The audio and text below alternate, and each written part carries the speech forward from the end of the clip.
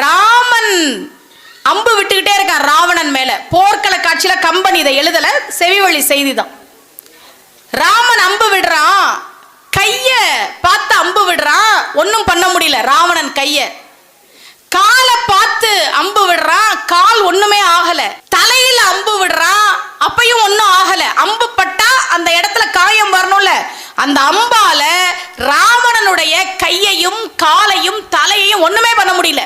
இதயத்தை பார்த்து விட்டா ராவணன் கீழே சரிஞ்சான். என்ன காரணம் தெரியுமா?